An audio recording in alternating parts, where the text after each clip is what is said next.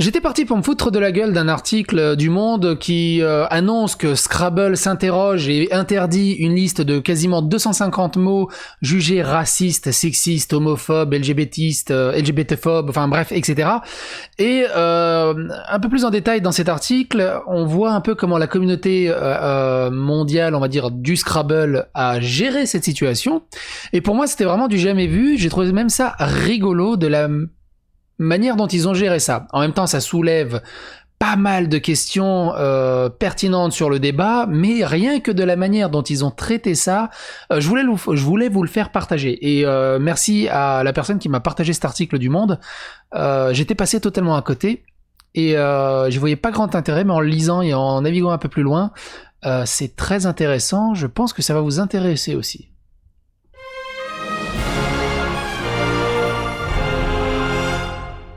Donc on est clairement dans les suites du tremblement de terre qui a été le Black Lives Matter. Évidemment, Scrabble dit non. Moi je dis oui. À vous de juger.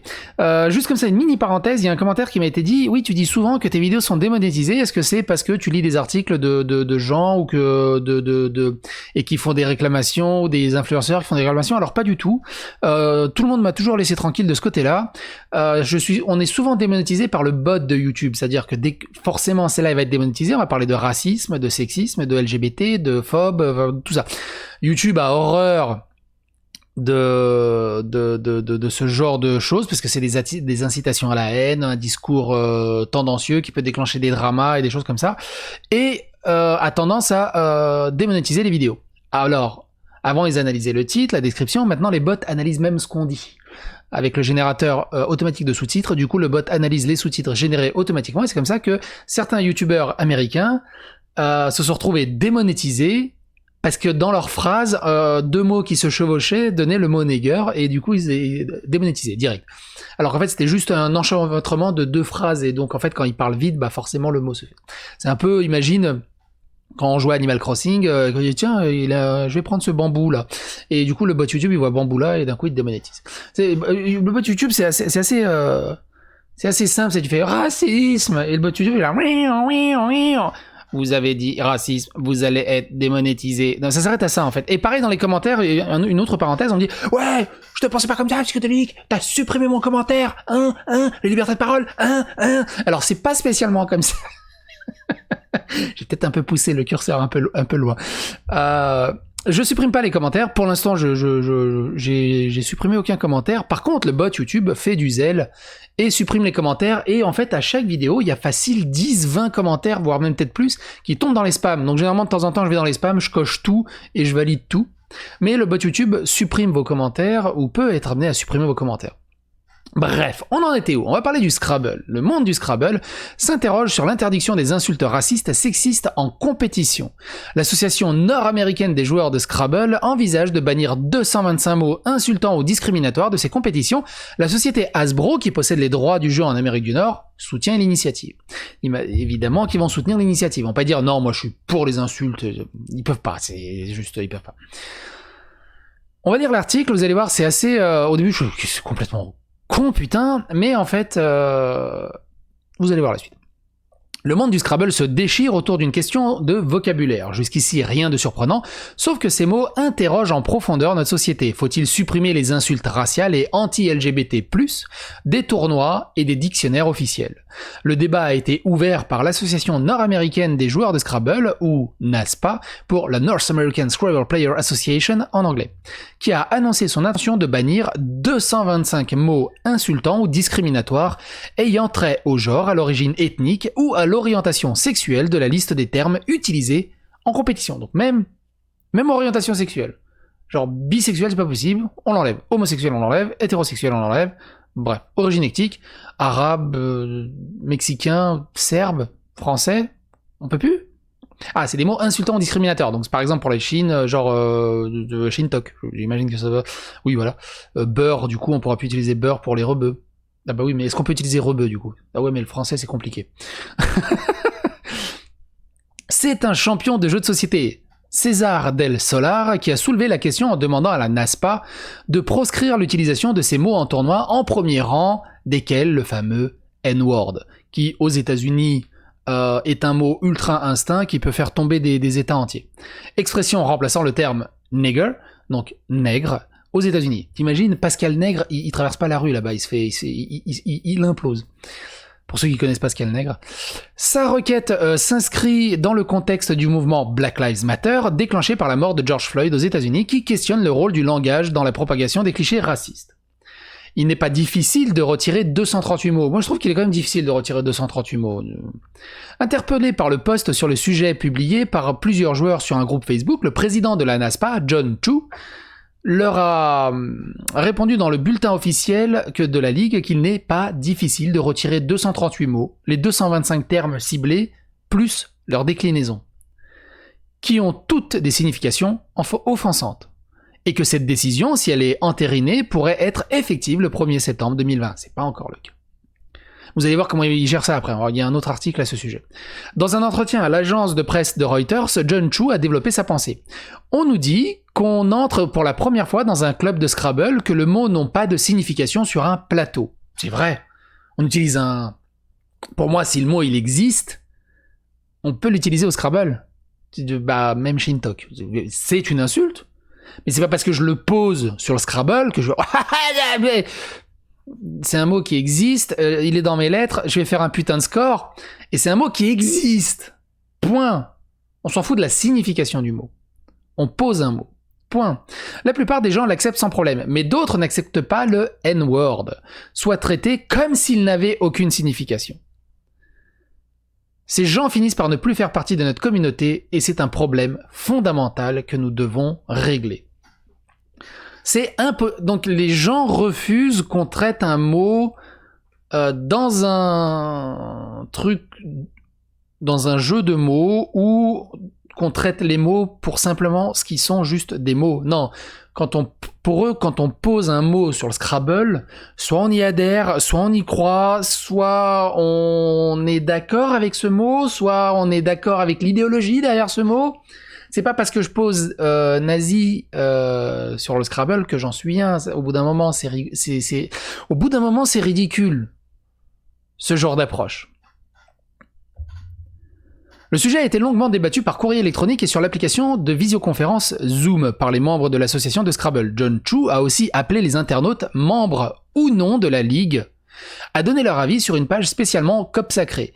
Monsieur Le Monde, on est sur un article du Monde, donc ça reste très sérieux, ce genre de coquille, ça mérite une relecture. Alors, ou alors je suis passé pour un con, et COP Sacré est un mot français un peu obscur que je connais pas. Je suis d'origine serbe. Le conseil consultatif examinera attentivement les réponses avant de prendre une décision, précise-t-il. Par contre, ce qui est très intéressant, c'est comment il gère la situation. C'est-à-dire qu'on soit membre ou non de la Ligue, on peut être amené à donner notre avis sur le sujet. Et ça, c'est propre. C'est beau. Les insultes ne sont pas autorisées sous aucune forme. À la suite de cet examen, John Chu pourrait annoncer la suppression dès le 1er septembre 2020 de toutes les insultes racistes, homophobes ou transphobes de la liste des mots autorisés dans le club et tournoi officiel, si le conseil consultatif le juge nécessaire. Mais il ne cache pas que son avis personnel est arrêté à en croire ses déclarations au New York Times. Quand les gens meurent dans la rue dans un contexte de tension raciale et que ce mot N-word a encore tant de pouvoir, il faut se dire que nous jouons à un simple jeu et que nous devons faire ce que nous pouvons pour aider à notre façon. Pour moi, je donne mon avis, c'est pas parce que tu mettras plus nigger ou pédale sur un plateau de Scrabble que t'as vaincu le racisme et l'homophobie. Ça marche pas comme ça. Ça marche pas comme ça. Ça marche pas comme ça. Mais j'adore en fait ce que j'adore, c'est le côté ultra posé. T'as l'impression d'un énorme concile, une chambre des lords ultra sérieux sur ce genre de questions pour du Scrabble. C'est des mecs qui sont vraiment dans un autre niveau. Hasbro, la société qui possède les droits du Scrabble en Amérique du Nord, a d'ores et déjà apporté son soutien à l'initiative. Le porte-parole de la société américaine, Julie Duffy, a ainsi déclaré au New York Times qu'une note figurerait sur le règlement du jeu vendu au grand public, précisant que ces insultes ne sont autorisées sous aucune forme du jeu. Après, moi, j'ai joué au Scrabble. On joue avec les mots qui viennent. On s'autorise un peu tout, même le verlan, si on est d'accord sur le verlan, on s'autorise. On a joué avec un copain. Ah non, c'est pas dans le dictionnaire du Scrabble, c'est pas... Ta gueule. Va jouer tout seul dans ton coin. Alors que la NASPA... Kujibo, voilà, ça marche, ça explose le score. Et Kujibo, c'est un mot valide. Et alors si vous n'êtes pas geek, faut pas être geek pour connaître Kujibo, mais est-ce que vous le validerez, valideriez, oh c'est dur comme mot, est-ce que vous l'autoriseriez ce mot Kujibo dans une partie de Scrabble entre gens consentants? C'est ça le truc, il faut jouer entre gens consentants pour ce genre de choses. Alors que la NASPA contrôle la liste des mots autorisés pour les tournois, Hasbro fournit le lexique qui constitue la base de toutes les versions du Scrabble avec ce soutien. Le mot interdit pourrait donc également être supprimé des versions numériques du jeu ou des jeux sous licence qui exploitent les dictionnaires officiels du Scrabble. C'est juste un mot. Ce n'est pas la première fois qu'Hasbro supprime des mots du jeu. L'Anti-Defamation League, la Ligue anti-diffamation, est une organisation non gouvernementale américaine et elle avait déjà réussi à faire pression pour supprimer des termes antisémites du dictionnaire officiel dans les années 90. Cette initiative ne fait cependant pas l'unanimité parmi les joueurs et les membres de la NASPA. C'est juste un mot. Le simple fait... Vas-y, nique-toi, mais surligneur. Le simple fait... Il est revenu tout seul, c'est rigolo. Alors, j'en profite, on me dit souvent, c'est quoi ton truc? C'est un plugin Google Chrome qui s'appelle WeAva Highlighter. W-E-A-V-A Highlighter. Et j'en étais où, du coup? C'est juste un mot. Le simple fait de le jouer sur un plateau de Scrabble ne veut pas dire que le joueur entend être offensant. A réagi auprès de Reuters le joueur nigérian Wellington Jigir, champion du monde 2015 et actuel 8e joueur mondial. Je savais pas que c'était autant pris au sérieux le Scrabble. Ça doit être un truc de dingue. C'est pourquoi il n'y a pas de e-sport sur les jeux de société. Ça pourrait être sympa, un e-sport sur le Scrabble. Franchement, les Domingo, les Sardoches, les machins, là, qui fassent des jeux d'échecs, pas du poker, ils ont fait des vidéos sur le poker, mais le poker c'est chiant, mais un truc un peu sportif sur le Scrabble, sur les échecs ou ce genre de choses, ça peut être vraiment fun. Avec un commentary derrière et tout, pourquoi pas. Le contexte dans lequel nous faisons usage de ces mots est important, explique au Monde Stéphane Fatsis, auteur du livre sur le monde du Scrabble Work Freaks, Heartbreak, Triumph, Genius and Obsession in the World of the Competitive Scrabble Player, sorti en 2001, livre non traduit. Pendant une compétition, le sens des mots ne compte pas, surtout que les mots ne sont pas prononcés à haute voix et ils ne sont jamais dirigés contre un adversaire. Mais ça veut dire qu'ils font des compétitions aussi sans... Moi j'ai jamais vu de compétition de Scrabble. Mais de là où ils disent, il n'y a même pas de commentateur. Moi j'aimerais bien m'imaginer... Imaginez-vous un match de Scrabble compétitif avec des commentateurs de catch derrière. Je pense qu'il y a moyen de moyenner la moyenne. L'auteur a conscience que les termes insultants ne perdent pas leur sens pour autant, et il s'interroge sur la portée réelle de leur bannissement d'un jeu. Rendre certains mots inéligibles à un jeu de société, les supprimer des dictionnaires ou interdire les livres qui les incluent, ne le fera pas disparaître, ni le sentiment qu'il porte. On va se faire une petite pause ici, je vais vous parler d'une vidéo que j'adore parler avec les copains, je l'ai souvent conseillé aux copains, c'est une vidéo de Linguisticae sur la novlangue. Ça dure 45 minutes, ça peut paraître très long. Si vous connaissez pas Linguisticae, je pense que vous le connaissez. Si vous le connaissez pas, découvrez-le si vous vous intéressez à tout un peu l'étymologie, l'historique autour des langages, des noms, des mots, de la linguistique. D'où le titre de sa chaîne, Linguisticae. Et il a fait une vidéo sur la novlangue, qui est la langue inventée pour le roman de 1984. Et il y a un passage, en fait, sur ces histoires de Scrabble, on supprime des mots parce qu'ils sont devenus trop offensants. Ça me fait penser à ce passage, enfin ça me fait penser à toute la novlangue, et ça me fait penser à ce passage, on va juste le regarder par pur plaisir, ce petit extrait. En théorie, la novlangue est faite pour réduire le champ de la pensée, pour mieux la contrôler. Comment tu peux parler de liberté si t'as pas de mots pour le dire? Comment tu peux parler de science si t'as pas de mots non plus? Bah t'inventes ou t'empruntes. Attends, quoi? En français, le mot science a été réemprunté au latin, comme le mot liberté d'ailleurs. Quand on a dû définir ces concepts pour les savoirs concernant le premier ou pour la politique et la philosophie concernant le deuxième, on était tapé dans le latin. Science, ça vient de scienza en latin, ça veut dire savoir. Et liberté, ça vient de libertas, ça veut dire qu'il n'est pas esclave, et au Moyen-Âge, ça a même pris le sens de privilégié. Attends, ce que t'es en train de me dire, c'est qu'on peut théoriser des trucs sans avoir les mots? Et en emprunter ou en inventer après coup pour définir ces trucs? Bah ouais, c'est même presque toujours comme ça que ça se passe. Ah bah bordel de pute, si j'avais su. Le parti pris dans le roman d'Orwell, c'est considérer qu'une réalité qui ne peut pas être définie ne peut pas être pensée. C'est ce que l'on appelle l'hypothèse Sapir-Whorf dans sa version la plus extrême. Sauf que ça ne marche pas comme ça. Si l'hypothèse Sapir-Whorf... C'est exactement ça. Pour moi, ça me fait vraiment penser à ça, en fait. Je vous invite vraiment à regarder cette vidéo, c'est juste incroyable. Et par la même occasion, je vous fais découvrir Archéotoy. Il a un rôle incroyablement génial dans la vidéo de la novlangue. Mais si vous connaissez pas Archéotoy et que vous kiffez redécouvrir des jouets des années 80-90 de votre enfance, et même peut-être d'avant, ces vidéos sont juste géniales et c'est un régal. On va revenir à nos moutons. J'en étais où? Collé aux évolutions de la société. De ce côté de l'Atlantique, la Fédération française du Scrabble, la FFS, réédite son dictionnaire tous les 4 ans. L'idée est de coller aux évolutions de la société, explique au Monde Marie-Odile Panot, présidente de la FFCS. Mais les mots racistes comme négro ou shintok n'ont été supprimés que récemment, dans la 8e édition de l'officiel du Scrabble ODS, publié par Larousse en 2020. Négro est supprimé, mais est-ce que nègre est supprimé du coup? Est-ce que toutes les variantes de négro sont supprimées? Parce qu'au bout d'un moment, au-delà de l'insulte, qui est horrible, il y a juste la couleur, en fait. Alors, si t'es espagnol, t'es dans la merde. Cette décision n'est pas en lien avec l'actualité. Mon cul, c'est du KFC. Notre comité débattait de ce sujet sensible depuis de nombreuses années, explique au Monde Florian Lévy, président du comité de la rédaction du dictionnaire depuis 2006. Longtemps que nous ne souhaitons qu'il ne soit touché au terme à connotation raciste qu'en cas d'obligation absolue par Larousse. C'est quoi une obligation absolue pour prononcer des termes à connotation raciste? L'éditeur de l'ODS qui peut toujours brandir son veto éditorial. Mais bien sûr, c'est à cause du Black Lives Matter. Ça fait des années qu'ils en discutent et comme par hasard, c'est maintenant que ça arrive sur la table.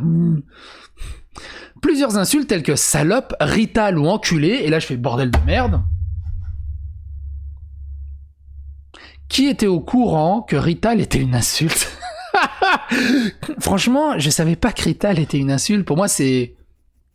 Tu sais, il y a la chanson là, je suis un rital et je le reste. Moi, c'est le rital, c'est juste quelqu'un, un Italien, en mode cliché années 80, un peu mafieux, un peu beau gosse, un peu gigolo, mais pas une insulte au même titre que salope ou enculé, ou shintok, ou négro du coup. Je savais pas. Après, les Italiens ont, avant, je sais qu'avant, parce que c'est mon grand-père qui me racontait ça, nous on n'a vraiment pas connu ça, donc ça doit être les années 50, 60, peut-être 70, fin 60. Mon grand-père m'a raconté ça quand il était en France. En gros, il y avait des magasins interdits aux Italiens. Tu sais, genre interdits aux Italiens, aux chiens et aux Italiens. Après, ils ont remplacé les Italiens par les Arabes, apparemment. Donc, c'est fou. Je savais pas que les Italiens étaient aussi peu considérés à l'époque et je n'ai aucune explication sur le pourquoi. Et en même temps, j'ai pas cherché à connaître la raison du pourquoi, ça m'intéressait pas spécialement que ça. Si vous êtes italien, si vous êtes rital et que vous passez par là, les commentaires sont là pour faire un petit résumé sur pourquoi rital c'est une insulte et pourquoi ils étaient aussi mal aimés après la Seconde Guerre mondiale, en gros. Si j'ai bien résumé le truc. Bref, revenons à nos moutons. Je divague trop en ce moment. On ne peut même pas éditer une version allégée du dictionnaire dont on aurait banni tous ces termes d'ailleurs, ou fixer la limite entre ce qui est acceptable et ce qui ne l'est pas, interroge Florian Lévy. Le lexique est à l'image de la vie. Le meilleur y côtoie souvent le pire, nos dictionnaires de référence se contentent d'observer l'évolution de la langue et d'enregistrer ce qu'il se dit. On a parfaitement le droit de déplorer la présence de tels mots dans le lexique, on a encore plus le droit de ne pas l'utiliser dans son propre discours, mais on ne peut pas en nier l'existence. La fin de l'article est juste parfaite. Il n'y a rien à redire là-dessus sur la fin de cet article. Alors du côté de la NASPA, du coup, il y a un truc qui était super pertinent, donc tout est venu d'ici. Tout est venu ici, tous les articles s'appuient sur cet article de ce blog de la North American Scrabble Player Association, Making World Building Friendships. On va pas revenir dessus parce que c'est ce qu'on a dit un peu dans l'article du Monde, mais il y a quelque chose de très intéressant, c'est, et pour moi c'est du jamais vu, en fait, ils ont listé, donc ils expliquent la problématique du N-word et des insultes et de comment tout ça est venu sur la table. Et dans leur blog, ils font une liste parmi les raisons invoquées pour ne pas supprimer les liaisons telles que le mot N du lexique, citons, mais aussi, et parmi les raisons de supprimer les liaisons. Ils citent les deux côtés, à armes égales. Et j'ai trouvé ça génial. J'ai trouvé ça génial, cette neutralité dans l'approche de cette chose. Et donc en fait, et encore plus drôle, genre deuxième effet qui se coule qui m'a quasiment donné envie de faire cette vidéo, on va juste lire quelques exemples. Donc parmi les raisons invoquées pour ne pas supprimer les liaisons telles que les mots N-word des lexiques, citons par exemple supprimer les insultes qui pourraient encourager les gens à demander la suppression d'autres mots offensants, une pente qui peut être glissante. Certains mots, certaines personnes ciblées ne sont pas offensées par ces insultes, donc il n'y a pas besoin de les supprimer. C'est comme abattre des statues de personnages confédérés ou racistes en Europe. Je dis que jouer ces mots ne fait pas de mal. Ne pas pouvoir jouer des insultes pourrait dissuader les nouveaux joueurs de rejoindre la communauté des Scrabblers. J'imagine qu'on dit Scrabbler. Pourquoi y a-t-il même un débat sur cette question évidente ? Empêcher les gens de jouer des insultes ne les rend pas moins fanatiques. Le lexique ne sera pas complet sans les insultes. Les mots ne doivent pas être supprimés. Et parmi les raisons de supprimer ces mots, on a supprimer les insultes pourrait encourager les gens à demander la suppression des mots offensants par une rétroaction positive. C'est exactement que l'inverse de ce qu'il y a au-dessus.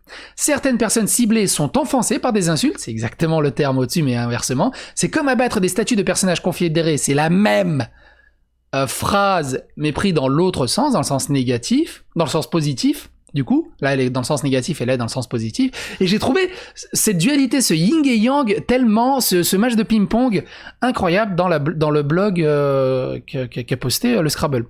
Voir les insultes jouer et être obligé de ne pas voir leur signification pourrait dissuader les nouveaux joueurs de rejoindre la communauté. Le même argument dans les deux sens. Ça peut dissuader les gens de rejoindre la communauté si on joue les insultes, ça peut dissuader les gens de rejoindre la communauté si on joue pas les insultes. Et de se poser avec une telle neutralité, c'est juste beau gosse. J'ai trouvé ça tellement propre en fait dans leur approche. Pourquoi y a-t-il même un débat sur cette question évidente ? C'est le même argument dans les deux sens. Lorsque le Scrabble a été inventé, les insultes n'étaient pas imprimées dans le dictionnaire, ni aucune forme de langage offensant. Ils ont été ajoutés au jeu dans les années 60-70, à mesure que le dictionnaire devenait plus inclusif et plus descriptionniste. Ça aussi c'est très intéressant de dire, écoute, dans les années 60-70, on jouait pas les insultes, on a commencé à les jouer, maintenant on pourrait peut-être ne pas les jouer encore. Ça se discute, mais le truc, ils sont extrêmement propres. Et si on va encore plus loin dans leur scrabbleplayer.org, donc là c'est la chronologie de toute cette histoire, ils t'expliquent vraiment, mais genre en mode Wikipédia, comment ils en sont arrivés à cette question, en partant du juin 2011 de ce qui s'est passé, de leur discussion et tout. La FAQ qui explique qu'est-ce qui va se passer, donc ils expliquent qu'il va y avoir un vote, aussi bien de ceux qui appartiennent à la communauté des Scrabblers que ceux qui n'y appartiennent pas, ils pourront donner également leur avis. Ce qui est aussi intéressant, pourquoi avez-vous commencé à en parler maintenant ? César Del Solar a demandé au groupe Facebook NASPA Member Concern ce qui se passait en tant qu'association à propos de Black Lives Matter. Jim Hughes a suggéré que nous puissions montrer notre solidarité avec les Black Lives Matter en supprimant le mot N. César a accepté et une discussion animée a suivi. Donc c'était pour le Black Lives Matter. Tu regardes la directrice française du Scrabble, c'est elle qui disait ça, je crois. Attends, fais voir. Black Lives... putain, t'es ouf, madame. Je sais plus. C'est où qui dit non, ça n'a rien à voir avec ce qui se passe. Je sais plus où c'est. Bref, vous avez qu'à retrouver le timecode.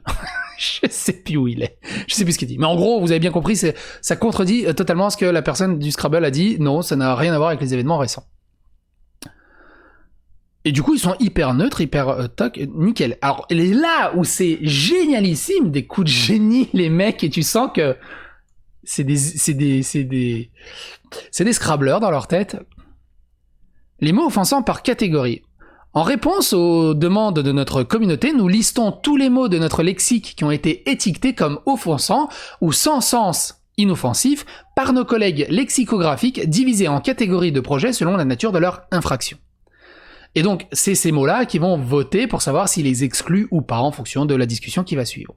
Chaque mot de chaque catégorie est ensuite répertorié par ordre alphabétique, mais avec ses lettres réorganisées dans l'ordre alphabétique ou alphabétiquement inverse, afin de les masquer au lecteur occasionnel. Et en fait, les mots interdits, qui vont peut-être être supprimés, ils les ont codifiés. J'ai trouvé ça tellement génial et tellement dans l'esprit de Scrabble, c'est juste incroyable.